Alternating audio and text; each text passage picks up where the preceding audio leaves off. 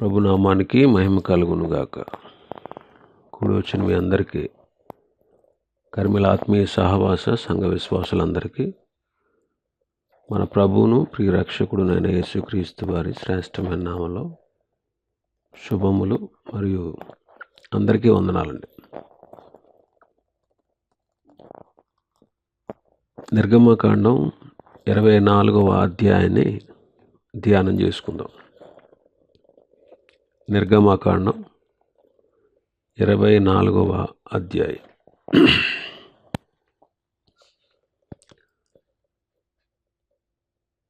మొదటి నుంచి 11 వచనాల వరకు దేవుడు తన నిబంధనను గురించి వివరించారు. 12వ వచనం నుంచి 18వ వచనం వరకు మోషే నిబంధన పలకల నిమిత్తం 40 దివారాత్రులు 40 దినాలు ఆ కొండ మీద ప్రభు దగ్గర ఉన్నారు. మొదటి నుంచి 11 వచనాలు చదువుతాను. మరియు ఆయన మోషేతో ఇట్లనెను, నీవును అహరోనును నాదాబును అబీహును ఇశ్రాయేలు పెద్దలలో 70 మందియు యెహోవా యొద్దకు ఎక్కి వచ్చి దూరమున సాగిలపడుడి. మోషే మాత్రం యెహోవాను సమీపింపవలను, వారు సమీపింపకూడదు. ప్రజలు అతనితో ఎక్కి రాకూడదు. మోషే వచ్చి యెహోవా మాటలన్నిటినీ విధులన్నిటినీ ప్రజలతో వివరించి చెప్పాను. ప్రజలందరూ యెహోవా చెప్పిన మాటలన్నిటి ప్రకారము చేయుదుమని ఏక శబ్దముతో ఉత్తరమిచ్చిరి. మరియు మోషే యెహోవా అన్నిటినీ వ్రాసి ఉదయమందు లేచి ఆ కొండ దిగువను బలిపీఠమును ఇశ్రాయేలుల 12 గోత్రముల చొప్పున 12 స్తంభములను కట్టి ఇశ్రాయేలీయులలో యవనస్తులను పంపగా వారు దహన బలులను అర్పించి యెహోవాకు సమాధాన బలులుగా కోడెలను వధించిరి. అప్పుడు మోషే వాటి రక్తములో సగము తీసుకుని పళ్ళెములో పోసి ఆ రక్తములో సగం బలిపీఠం మీద ప్రోక్షించెను. అతడు నిబంధన గ్రంథమును తీసుకొని ప్రజలకు వినిపింపగా వారు యెహోవా చెప్పినవన్నీ చేయుచు విధేయులమైందుమనిరి. అప్పుడు మోషే రక్తము తీసుకొని ప్రజల మీద ప్రోక్షించి, ఇదిగో ఈ సంగతులన్నిటి విషయమై యెహోవా మీతో చేసిన నిబంధన రక్తం ఇదే అని చెప్పెను. తర్వాత మోషే అహరోను నాదాబు అబీహు ఇశ్రాయేలు పెద్దలలో 70 మంది ఎక్కిపోయి ఇశ్రాయేలు దేవుని చూచిరి. ఆయన పాదముల క్రింద నిగనగలాడు నీలమయమైన వస్తువు వంటిది ఆకాశ మండలపు తేజము వంటిది ఉండెను. ఆయన ఇశ్రాయేలీలోని ప్రధానులకు ఏ హానియూ చేయలేదు. వారు దేవుని చూచి అన్నపానములు పుచ్చుకొనిరి.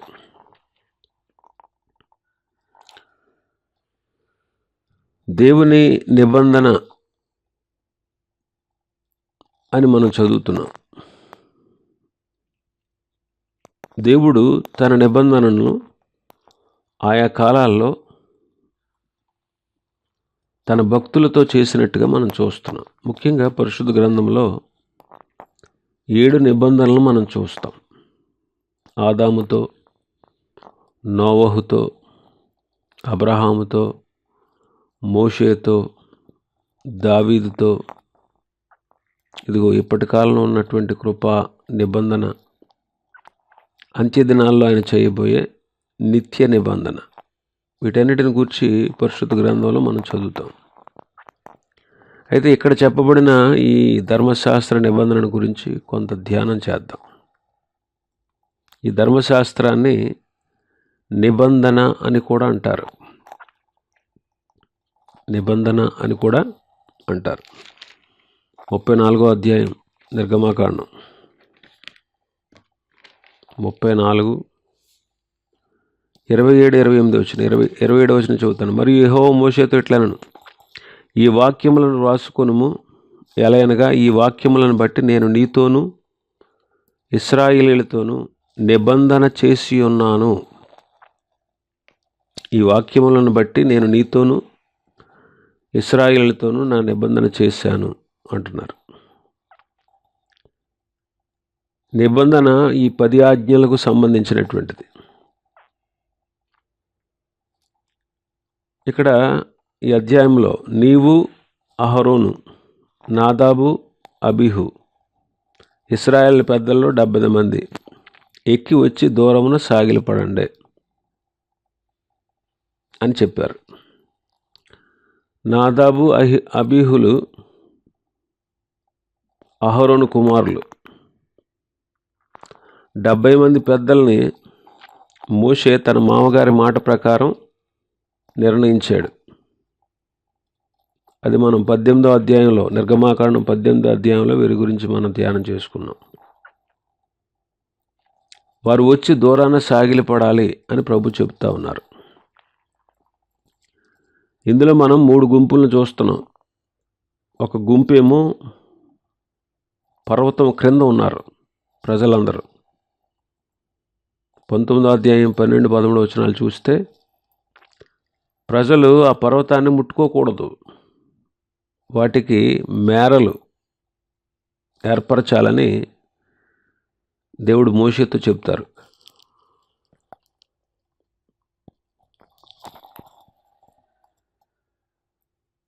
కాబట్టి వారికి మేరలు ఏర్పరిచి ప్రజలందరూ ఆ పర్వతాన్ని ముట్టుకోకుండా ఆ పర్వతం క్రింద ఉన్నారు.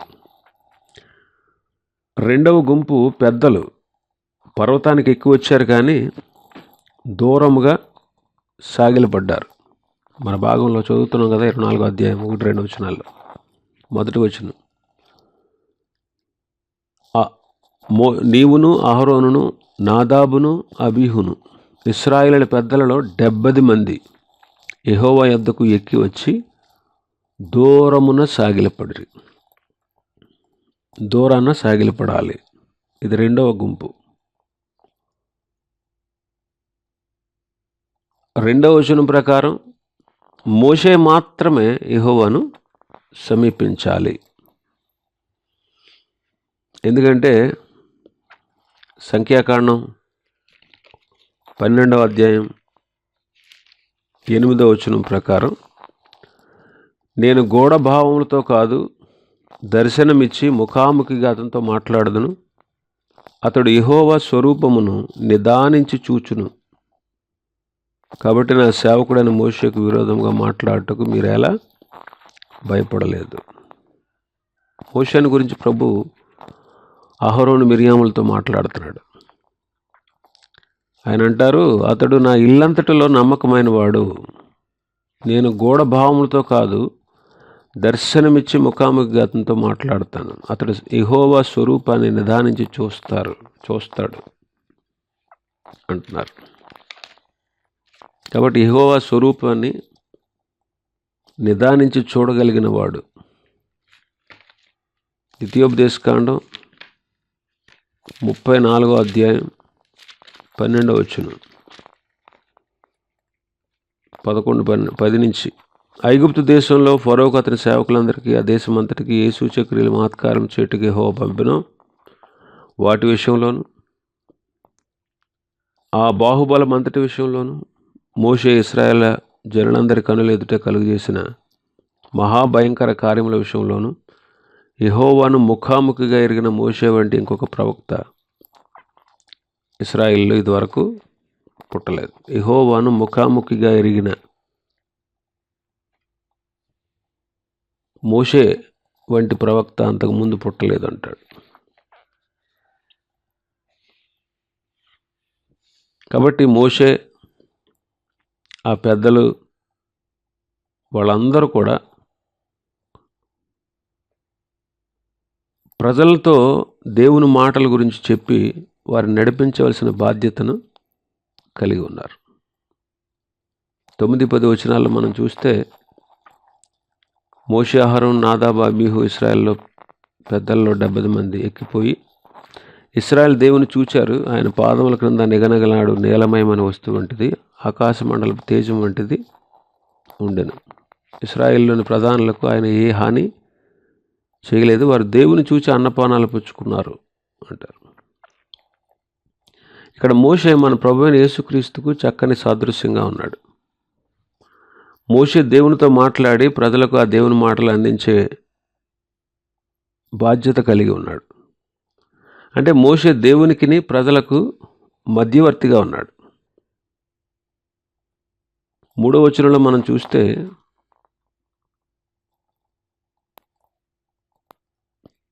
మోషే వచ్చి యెహోవా మాటలన్నిటినీ విధులన్నిటినీ ప్రజలతో వివరించి చెప్పాను.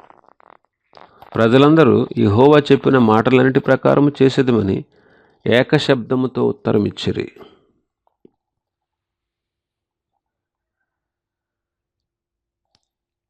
మోషే వచ్చి ప్రజలతో యెహోవా మాటలన్నిటినీ విధులన్నిటినీ వివరించి చెప్పాడు. యేసుక్రీస్తు ప్రభు కూడా తండ్రికి మానవులకు మధ్యవర్తిగా ఉన్నాడు. అందుకే పౌలు గారు అంటారు, దేవుడు ఒక్కడే, దేవునికిని నరులకును మధ్యవర్తి ఒక్కడే, ఆయన క్రీస్తు యేసు నరుడు అంటారు. కాబట్టి మన ప్రభు అయిన యేసుక్రీస్తు వారు కూడా లోకం పుట్టినది మొదలుకొని మరుగైనటువంటి సంగతులన్నీ బయలుపరిచారు. మత్తయి సువార్త 13వ అధ్యాయం 34వ వచనంలో ఆయన అంటారు, నేను నా నోరు తెరిచి ఉపమాన రీతిగా బోధించేదను, లోకము పుట్టినది మొదలుకొని మరుగు చేయబడిన సంగతులన్నీ తెలియజెప్పుదును. లోకము పుట్టినది మొదలుకొని మరుగు చేయబడిన సంగతులన్నీ బయలుపరుస్తానంటున్నారు. యేసుక్రీస్తు చెప్పినటువంటి మాటలన్నీ కూడా దేవుని వద్ద నుంచి పొందినవి. పూర్వకాలం ప్రవక్తల ద్వారా దేవుడు మానవులతో మాట్లాడాడు. హెబ్రీ పత్రికలో పౌలు గారు అంటారు, హెబ్రీ పత్రిక 1వ అధ్యాయం 1వ వచనం, పూర్వకాలమందు నానా సమయముల్లోనూ నానా విధములుగాను ప్రవక్తల ద్వారా మన పితరులతో మాట్లాడిన దేవుడు ఈ దినముల అంతమందు దేవుని కుమారుని ద్వారా మనతో మాట్లాడాను. పూర్వకాలమందు నానా సమయాల్లో నానా విధాలుగా ప్రవక్తల ద్వారా మన పితరులతో మాట్లాడిన దేవుడు ఈ దినముల అంతమందు తన కుమారుని ద్వారా మాట్లాడుతున్నాడు. కాబట్టి మోషే యేసుక్రీస్తుకు చక్కని సాదృశ్యంగా ఉన్నాడు. యేసుక్రీస్తుకు చక్కని సాదృశ్యంగా ఉన్నాడు. ఇక్కడ 1వ వచనంలో వారు చూచి దూరముగా నిలబడి సాగిలపడాలి అని ఉంది. యెహోవా యొద్దకు ఎక్కువ వచ్చి దూరమున సాగిలపడాలి.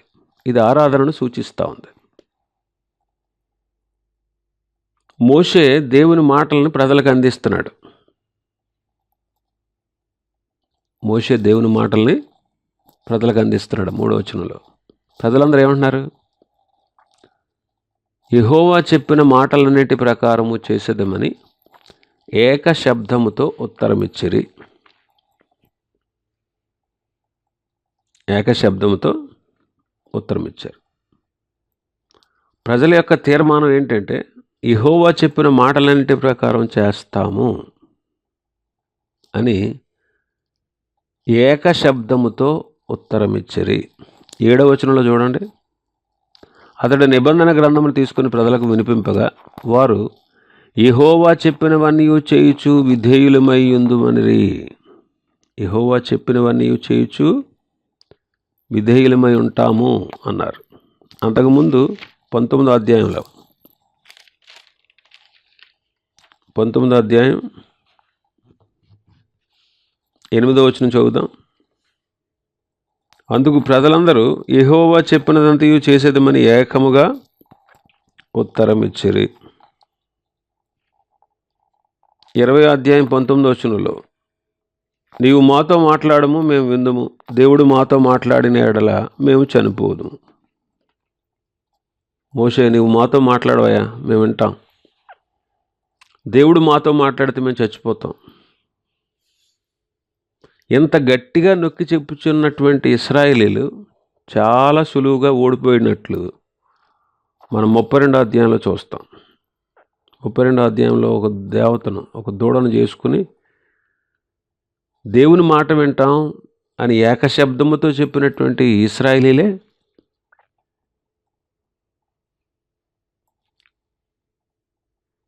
తొలగిపోయారు. యాక్చువల్గా ఈ సంగతులు వాళ్ళకి సరిగా అర్థం కాలేదేమో.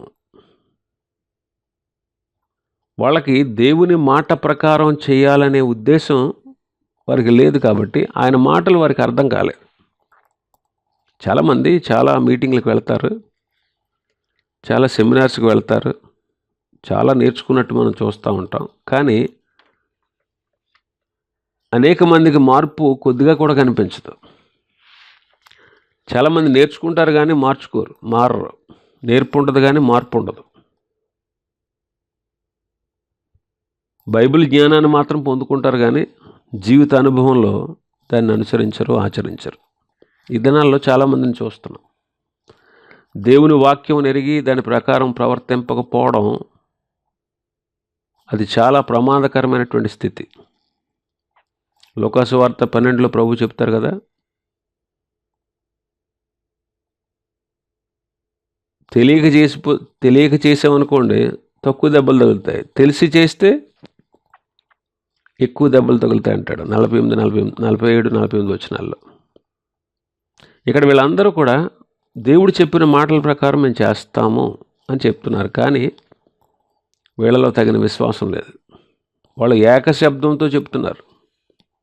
3వ వచనంలో ఏకశబ్దంతో చెప్పారంటే 7వ వచనంలో విధేయులమవుతామని చెప్పారు. వాళ్ళు చెప్పింది బాగానే ఉంది కానీ వాళ్ళ జీవిత అనుభవంలో ఇవి లేవు. కాబట్టి మనం మాటల్లో కంటే అనుభవంలో, దేవుని వాక్య ప్రకారం జీవించే అనుభవంలో కలిగి ఉండడం చాలా ప్రయోజనకరం. మనం కూడా దేవుని యొక్క వాక్యాన్ని చదివేటప్పుడు దేవునికి వాగ్దానం చేయాలి. మనం నీవేం మాకు ఉపదేశం చేస్తావో దాని ప్రకారం మేము నడుస్తాం, మీ మాట ప్రకారం చేస్తాం అని మనం దేవుని దగ్గర వాగ్దానం చేయాలి. ఆయన మాట ప్రకారం నువ్వు చేయాలనే ఉద్దేశం లేదనుకో, నిన్ను ఆయన నిర్బంధించడో బలవంత పెట్టాడు. నిన్ను నిర్బంధించడు. నువ్వు ఆయన మాట ప్రకారం చేయకపోతే నిన్నెప్పుడు నిర్బంధించడు, నిన్నెప్పుడు బలవంతంతో లోబర్చుకోడు. దేవుడు చెప్పిన దాన్ని చేయడానికి మన మనస్సులో మనం తీర్మానం చేసుకోవాలి. అలాంటి వారే దేవునికి కావాలి. ఈనాడు మనం ఆయన చెప్పింది చేస్తున్నామా? ఆయన అనేకమైన సంగతులు మనకు బోధించారు. విసుకక నిత్యం ప్రార్థన చేయండి, సర్వ సృష్టికి వెళ్ళి సువార్త ప్రకటించండి, సమస్త జనులను శిష్యులుగా చేయండి, ఇలా ఎన్నో చెప్పారు ప్రభు. ఆయన చెప్పిన ప్రకారం మనం అన్నీ చేస్తున్నామా అనే విషయాన్ని మనం పరీక్షించుకోవాలి. ఇంకా 4వ వచనం నుంచి మనం చూస్తే, ఆ కొండ దిగువన మోషే బలిపీఠం కట్టాడు. ఇశ్రాయేలీల 12 గోత్రాల చొప్పున 12 స్తంభాలు అక్కడ నిలబెట్టాడు. ఇశ్రాయేలు యవనస్తులను పంపిస్తే వాళ్ళు వెళ్ళి దహన బలులు నర్పించి యెహోవాకు సమాధాన బలులుగా కోడెలను వధించారు. అప్పుడు మోషే వాటి రక్తంలో సగం తీసుకొని పళ్ళెంలో పోసి ఆ రక్తంలో సగం బలిపీఠం మీద ప్రోక్షించాడు. నిబంధన గ్రంథాన్ని తీసుకొని ప్రజలకు వినిపిస్తే వారు యెహోవా చెప్పినవన్నీ చేయుచు విధేయులమై ఉంటామని చెప్పారు. మోషే రక్తాన్ని తీసుకొని ప్రజల మీద ప్రోక్షించి, ఇదిగో ఈ సంగతుల విషయం యెహోవా మీతో చేసిన నిబంధన రక్తము ఇదే అని చెప్పారు. ఇక్కడ చూస్తే దేవుడు ప్రజలతో ముఖ్యమైన నిబంధన ఒకటి చేయబోతున్నారు. ఆ నిబంధన స్థిరపరచడం కొరకే గోత్రములకు ఒక స్తంభం చొప్పున 12 స్తంభాలను, ఆ 12 స్తంభాలతో ఒక బలిపీఠాన్ని కట్టినట్టు మనం చూస్తున్నాం. యవనస్తులను పంపితే వాళ్ళు దేవునికి బలులు అర్పించారు. ఈనాడు యవనస్తులు కూడా దేవుని కార్యాల్లో చురుగ్గా ఉండాలి. పరిశుద్ధ గ్రంథంలో రాయబడిన మాట ఏంటంటే, యవ్వన కాలంలో కాడి మోయుట నరునికి మేలు. ఇక్కడ మోషే యవనస్తులను పంపించారట. ఆ యవనస్తులు యెహోవాకు సమాధాన బలులుగా కోడెలను వధించారు. అప్పుడు మోషే ఆ రక్తంలో సగం బలిపీఠం మీద పోశారు, ప్రోక్షించారు, సగము ప్రజల మీద ప్రోక్షించారు. దీని అర్థం ఏంటంటే యేసు రక్తము క్రిందకు వచ్చేవారే, యేసు రక్తంతో ప్రోక్షించబడే వాళ్ళే ఆయన మాటను అంగీకరించగలరు. వాళ్లే తిరిగి జన్మిస్తారు. వాళ్లే ఆయన మాటలకు సంపూర్ణంగా విధేయులు అవుతారు.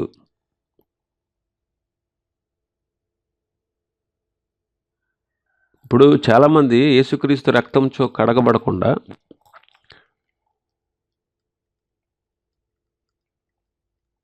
ఏం చెప్పినా, ఎంత చక్కగా బోధించినా సరే యేసుక్రీస్తు రక్తంలో కడగబడకుండా ఉంటారో అలాంటి వారు దేవుని సంగతులు నిజంగా గ్రహించలేరు. అయితే యేసుక్రీస్తు రక్తంతో ప్రోక్షించబడిన వారైతే లోక విషయంలో విద్యావిహీనులై ఉన్నా క్రీస్తునందు పరలోక విషయంలో అత్యధికమైన జ్ఞానవంతులు అవుతారు. యేసుక్రీస్తు రక్తం యొక్క శక్తి ఇదే. అందుకే దేవుడు ఏర్పాటు చేసుకున్న వాళ్ళ గురించి ఏమంటాడు?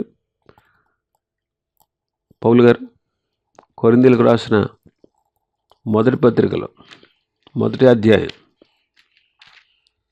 కొరింథీయులకు రాసిన మొదటి పత్రిక 1వ అధ్యాయం 27 వచనాలు, 27 నుంచి, ఏ శరీరం దేవుని ఎదుట అతిశయింపకుండానట్లు జ్ఞానులను సిగ్గుపరచుటకును లోకముల నుండి వెర్రివారిని దేవుడు ఏర్పరచుకున్నాడు. బలవంతులైన వారిని సిగ్గుపరచుటకును లోకములో బలహీనులైన వారిని దేవుడు ఏర్పరచుకున్నారు. ఎన్నికైన వారిని వ్యర్థము చేయుటకు నీచులని, తృణీకరించబడిన వారిని, ఎన్నికలేని వారిని దేవుడు ఏర్పరచుకున్నారు.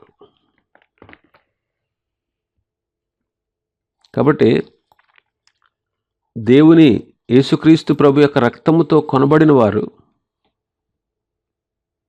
దేవుని యొక్క సత్యాలను గ్రహించగలరు. ఆయన రక్తంలో ఉన్న శక్తి ఇదే. అతి వెర్రివారిని, అజ్ఞానుల్ని అతి జ్ఞానం గలవారుగా ప్రభు చేయగలరు. యేసు రక్తం చేత కడగబడక ఉన్నవారు వాళ్ళు చాలా తీర్మానాలు చేస్తారు, అది చేయకూడదు, ఇది చేయకూడదు, కానీ సులువుగా ఓడిపోతారు.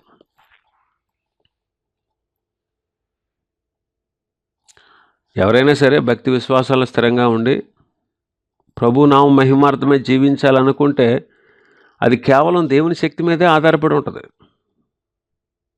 అంతే, మరి ఇంకేం కాదు. అందుకే పేతురు మొదటి పత్రికలో, పేతురు గారు మొదటి అధ్యాయం, పేతురు రాసిన మొదటి పత్రిక 1వ అధ్యాయం 4-5 వచనాలు చూద్దాం. మన ప్రభువైన యేసుక్రీస్తు తండ్రి అయిన దేవుడు స్తుతింపబడును గాక.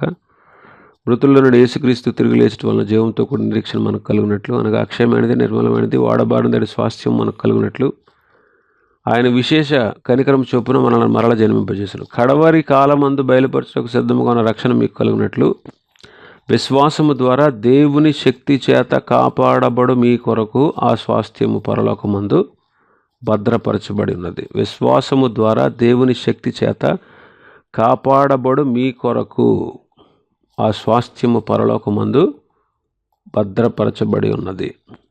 విశ్వాసము ద్వారా దేవుని శక్తి చేత కాపాడబడు మీ కొరకు అంటారు. కాబట్టి ఒక వ్యక్తి భక్తి విశ్వాసాల్లో స్థిరంగా నిలిచి ప్రభునామ మహిమార్థమే జీవించాలంటే అది కేవలం దేవుని శక్తి మీదనే ఆధారపడి ఉన్నది, అంతేగాని మరొకటేమీ కాదు. యోధాపత్రిక 24-25 వచనాలు చూద్దాం. తొట్టిల్లకుండా మిమ్మల్ని కాపాడుటకును తన మహిమ ఎదుట ఆనందంతో మిమ్మల్ని నిర్దోషులుగా నిలవబెట్టుటకును శక్తిగల మన రక్షకుడైన ద్వితీయ దేవునికి మన ప్రభువైన యేసుక్రీస్తు ద్వారా మహిమయు మహత్యమును ఆధిపత్యమును అధికారమును యుగములకు పూర్వమును ఇప్పుడును సర్వయుగములను కలుగునుగాక. ఆమెన్. తొట్టిల్లకుండా మిమ్మల్ని కాపాడేవాడు, ఆయన మహిమ ఎదుట మనల్ని నిర్దోషులుగా నిలబెట్టేవారు శక్తిగల మన రక్షకుడు, అద్వితీయ దేవుడు, మన ప్రభువైన యేసుక్రీస్తు ద్వారా ఆ దేవునికి మహిమ, మహత్యము, ఆధిపత్యం, అధికారం యుగములకు పూర్వము, ఇప్పుడు సర్వయుగంలో కలగాలంటున్నాడు. కాబట్టి దేవుడే తన శక్తి చేత మనల్ని కాపాడేవాడు. ఇశ్రాయేలీయులు ఇక్కడ చేసిన తీర్మానాల్లో సులువుగా ఓడిపోయారు. సులువుగా ఓడిపోయినట్లు 32 అధ్యాయం చదివితే మనకు బాగా అర్థమవుతుంది. కాబట్టి ఈనాడు యేసుక్రీస్తు రక్తంతో కడగబడి ఆయన శక్తి చేత కాపాడబడుతూ మనం దేవునికి అప్పగించుకుంటే, దేవుడు మనకు అప్పగించిన వాటిలో మన నమ్మకస్తులుగా మనం జీవించాలి. 9-10 వచనాల్లో వాళ్ళు దేవుని చూశారు అని మనం చదువుతున్నాం. అయితే యోహాను సువార్త 5:37 ఏముంది? ఎవరిని ఎప్పుడు దేవుణ్ణి చూడలేదు. ఏ కాలమందైనా. యోహాను సువార్త 5వ అధ్యాయం 37.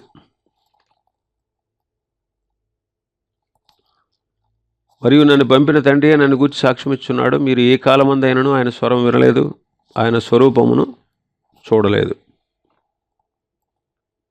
1:18 యోహాను సువార్త 1వ అధ్యాయం 18వ వచనం. ఎవడైనను ఎప్పుడైనను దేవుని చూడలేదు, తండ్రి రొమ్మునున్న అద్వితీయ కుమారుడే ఆయనను బయలుపరచను. ఎవడైనా ఎప్పుడైనా దేవుని చూడలేదు అని ఉంది. అయితే ఇదేంటి? నిర్గమకాండంలో చూస్తే యోహానులోనేమో చూడలేదని చెప్తుంటే నిర్గమాలో చూచారు అని ఉంది. అంటే దేవుని వాక్యంలో భేదం ఏమైనా ఉంటుందంటారా? ఎంత మాత్రం ఉండదు.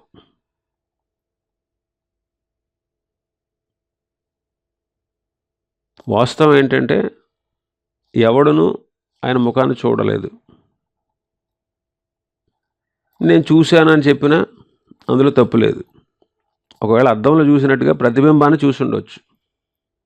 మీకా 5:2 ప్రకారం, మీకా గ్రంథం 5వ అధ్యాయం, మీకా గ్రంథం 5వ అధ్యాయం 2వ వచనం. బెత్లెహేము ఎఫ్రాతా, యోదావారి కుటుంబంలో నీవు స్వల్ప గ్రామమైనను నా కొరకు ఇశ్రాయేలు నిలుబోవాడు నీలో నుంచి వచ్చును. పురాతన కాలం మొదలుకొని శాశ్వత కాలము ఆయన ప్రత్యక్షమగుచుండెను. పురాతన కాలం మొదలుకొని శాశ్వత కాలం వరకు ఆయన ప్రత్యక్షమగుచుండెను అని ఉంది. అంటే దేవుని ప్రతిబింబాన్ని చూసి ఉండొచ్చు, కానీ దేవుని ముఖాన్ని చూసిన వాడు ఎవరు లేరు. దేవుని ప్రతిబింబం అంటే యేసుక్రీస్తే. అసలు దేవుణ్ణి వాళ్ళు చూడలేదని అర్థం. ఇంకా మనం చూస్తే 12వ అధ్యాయం 12వ వచనం నుంచి 18వ వచనం వరకు మనం చూస్తే మోషే కొండ మీద దేవునితో 40 దినాలు ఉన్నాడు. ప్రభు మోషేతో ఏమన్నారు చూడండి 12వ వచనంలో. అప్పుడు యెహోవా మోషేతో ఇట్లనెను, నీవు కొండ ఎక్కి నా యొద్దకు వచ్చి అచ్చట నుండుము. నీవు వారికి బోధించినట్లు నేను రాసిన ఆజ్ఞలను, ధర్మశాస్త్రమును, రాతి పలకలను నీకు ఇచ్చేదనగా. నీవు వారికి బోధించుటకు నేను రాసిన ఆజ్ఞల్ని, ధర్మశాస్త్రాన్ని, రాతి పలకలను నీకు ఇస్తాను అంటున్నారు. ఇశ్రాయేలీయులకు నేర్పడానికి, వారు అనుసరించాల్సినటువంటి మార్గాలను వారికి బోధించడానికి, దేవుడు తగిన వర్తమానం ఇవ్వడానికే మోషేను తన యొద్దకు పిలిచారు. అంటే దేవుడు ఇశ్రాయేలు యొక్క క్షేమాన్ని కోరుకునేవాడు. తల్లిదండ్రులు తమ పిల్లల క్షేమాన్ని ఎలా కోరుకుంటారో అంతకంటే ఎన్నో రెట్లు దేవుడు తన పిల్లల క్షేమాన్ని కోరుతూ ఉన్నారు. ఇశ్రాయేలీయులు తెలుసుకోవాల్సినటువంటి ప్రాముఖ్యమైన సత్యాల్ని, వారికి అన్ని విధాలా ప్రయోజనకరములైనటువంటి సత్యాలను వారికి తెలియజేయడానికి దేవుడు మోషేను తన యొద్దకు పిలిచారు. ప్రజలందరూ కూడా ఏమన్నారు? దేవుడు చెప్పినట్టుగా చేస్తాము అన్నారు. మేము విధేయులమై ఉంటాము అని ఒప్పుకున్నారు. దేవుడు మోషేను అందుకే పిలిచారు. దేవుడు చెప్పిన మాట ప్రకారం మోషే, యెహోషువ కొండ ఎక్కి వెళ్ళారు. 13వ వచనం మనం చూస్తే, మోషే అతని పరిచారకులైన యెహోషువ లేచిరి. మోషే దేవుని కొండ మీదకి ఎక్కెను. మోషే ఎక్కిపోతున్నాడు. ఆ తర్వాత 14వ వచనంలో ఆయన వెళ్ళకముందు పెద్దలను చూసి, అతడు పెద్దలను చూచి, మేము మీ వద్దకు వచ్చే వరకు ఎక్కడైనా ఉండుడి. ఇదిగో అహరోనును హూరును మీతో కూడా ఉన్నారు. ఎవరికైనా వ్యాజ్యం అన్న ఎడల వారి వద్దకు వెళ్ళవచ్చునని వారితో చెప్పాను. మోషే కొండ మీదకి ఎక్కినప్పుడు ఆ మేఘము కొండను కమ్మింది. మోషే ఎక్కిపోతూ మోషే మళ్ళీ తిరిగి కొండ మీద నుంచి దిగి వచ్చే వరకు ప్రజలు ఎలా నడుచుకోవాలో, ప్రజల యొక్క బాధ్యతను, పెద్దలు వారి బాధ్యతను ఎలా వహించాలో వాటన్నిటిని వారికి తేటగా అప్పగించి వెళ్తున్నాడు. అహరోను హూరులు మీతో ఉన్నారు. ఎవరికైనా వ్యాజ్యం ఉంటే వాళ్ళ దగ్గరికి వెళ్ళొచ్చు అని వారికి అప్పగించి వెళ్తున్నాడు. వాళ్ళు మోషే కొండ మీదకి వెళ్తా ఉంటే ప్రజలు తేటగా చూశారు. దేవుడు మోషేని పిలవడం, యెహోవా మహిమ కొండ మీద దహించు అగ్ని వలె ఉండడం, ఇశ్రాయేలీయులందరూ చూస్తూ ఉండగానే మోషే ఆ మేఘంలోనికి ప్రవేశించడం, ఇవన్నీ వాళ్ళ కన్నులారా చూశారు.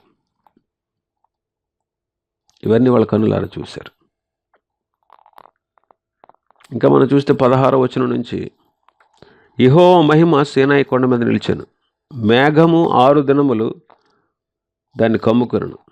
7వ దినమున ఆయన మేఘముల నుండి మోషేను పిలిచినప్పుడు యెహోవా మహిమ ఆ కొండ శిఖరం మీద దహించు అగ్ని వలె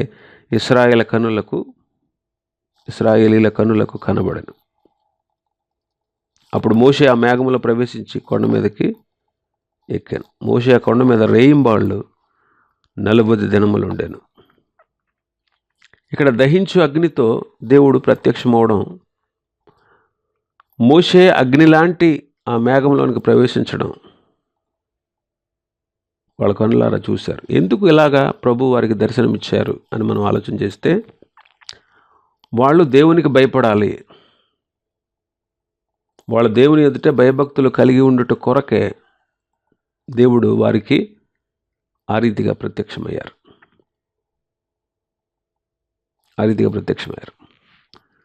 దేవుని యొక్క మహాశక్తిని వారు గ్రహించుకోవాలి. దేవుని యొక్క మహాశక్తిని వాళ్ళు గ్రహించాలి. ఆయన ఎంత శక్తిమంతుడో, ఆయన ఎంత బలవంతుడో, ఆయన ఎంత భయంకరుడో,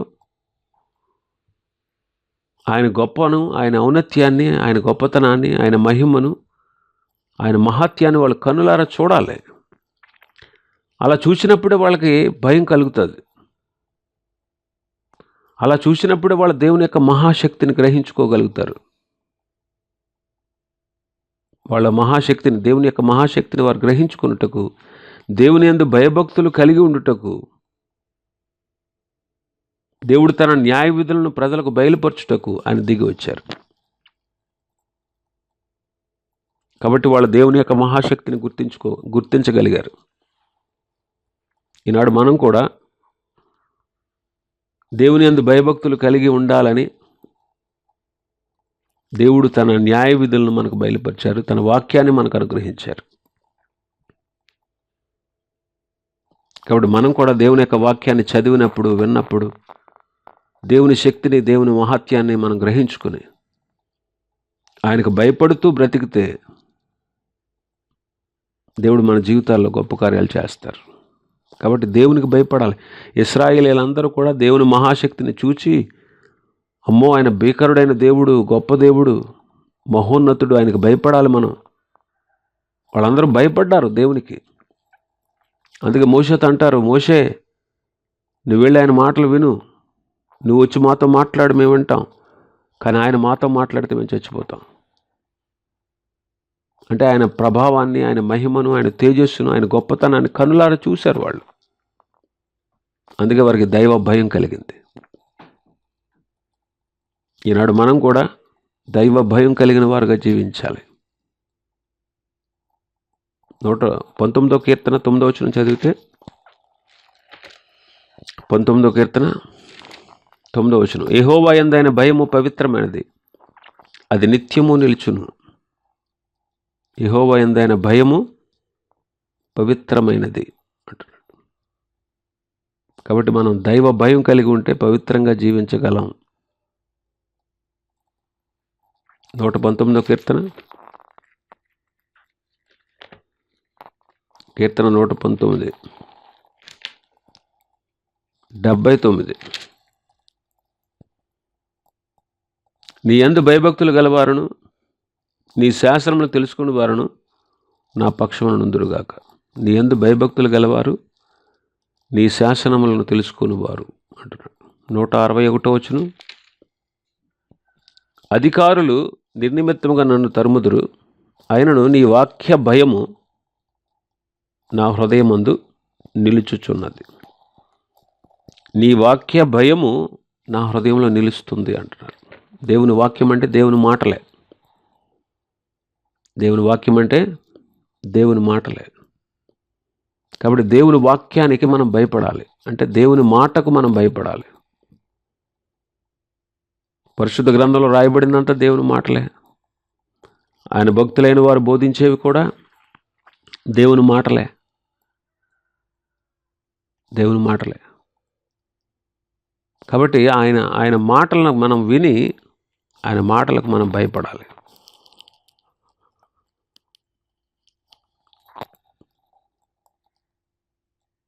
ఆలోచన చేయండి, మనం దేవుని మాటలకు భయపడుతున్నామా, ఆయన మాటలకు విధేయులమవుతున్నామా లేదా అని మనం పరీక్షించుకోవాలి. పరీక్షించుకొని దేవుని వాక్య ప్రకారంగా మనం జీవించాలి. ఇవి ఈ అధ్యాయంలో ఉన్నటువంటి విషయాలు. దేవుడి వాక్యాన్ని మన వెనుకడిలో ఆశీర్వదించునుగాక. ఆమేన్.